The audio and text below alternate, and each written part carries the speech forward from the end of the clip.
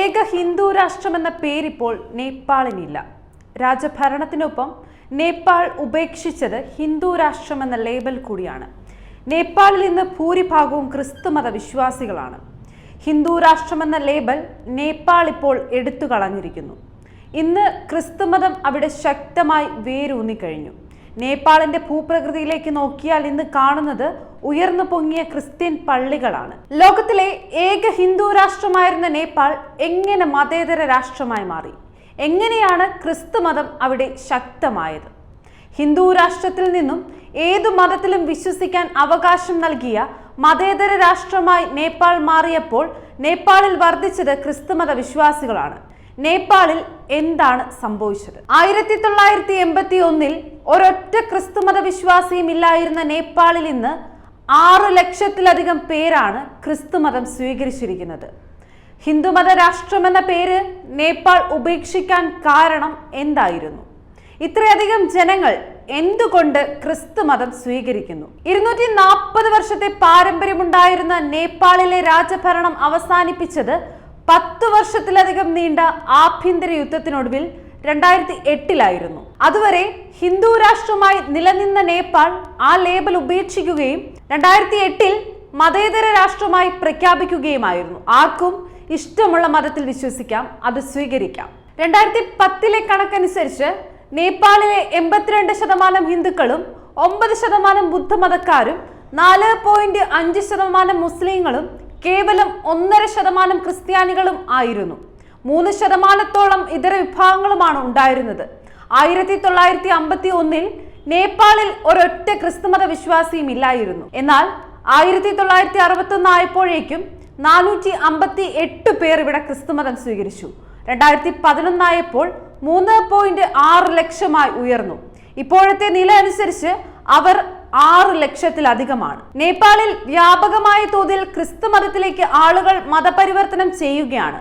നേപ്പാളിൽ ഇപ്പോൾ 300-ലധികം ക്രിസ്ത്യൻ മിഷനറിമാർ പല ഭാഗങ്ങളിലായി പ്രവർത്തിക്കുന്നുണ്ട്. കഠ്മണ്ഡുവിന് വെളിയിൽ ദക്ഷിണ നേപ്പാളിൽ മിഷനറിമാർ എത്രയുണ്ടെന്നതിന് കണക്കുകളില്ല. ദക്ഷിണ കൊറിയയിൽ നിന്നുള്ള മിഷനറിമാരാണ് ഇവരെല്ലാം.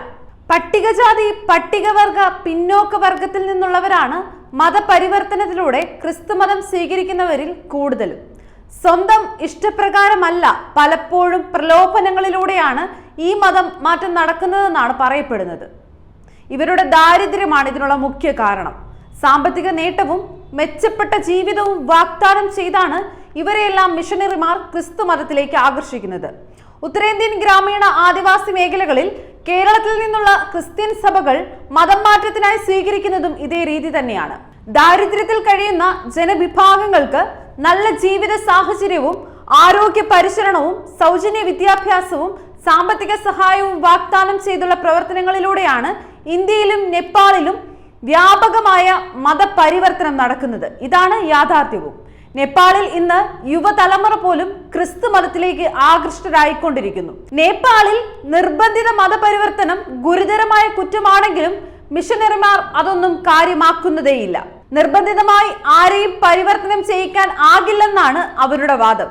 അതിനുദാഹരണമായി പല ഗ്രാമങ്ങളിലും ഒന്നടങ്കം കൂട്ടത്തോടെ ക്രിസ്തുമതം സ്വീകരിക്കുന്നതാണ് ഇവർ ചൂണ്ടിക്കാട്ടുന്നത്.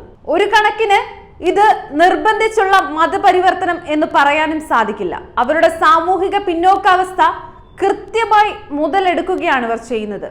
ആദിവാസി ഗോത്രവിഭാഗങ്ങളെ സംബന്ധിച്ചിടത്തോളം അവരുടെ ആചാരങ്ങളും അനുഷ്ഠാനങ്ങളും ഹിന്ദുമത ആചാരങ്ങളിൽ നിന്നും വ്യത്യസ്തമാണ്.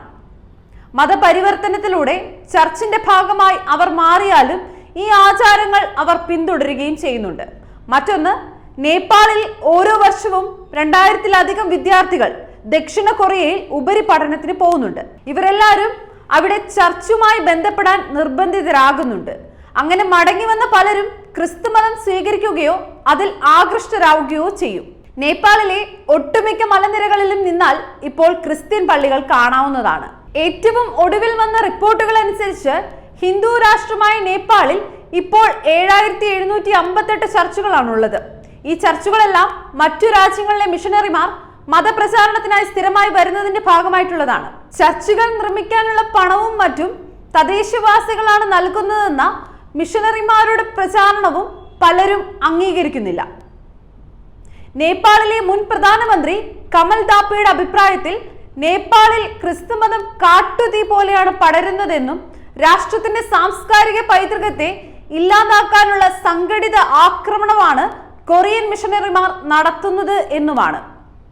നിർബന്ധിത മതപരിവർത്തനത്തിന്റെ പേരിൽ നേപ്പാളിൽ കൊറിയൻ മിഷണറിമാർക്കെതിരെ നിരവധി കേസുകൾ രജിസ്റ്റർ ചെയ്തിട്ടുണ്ട്.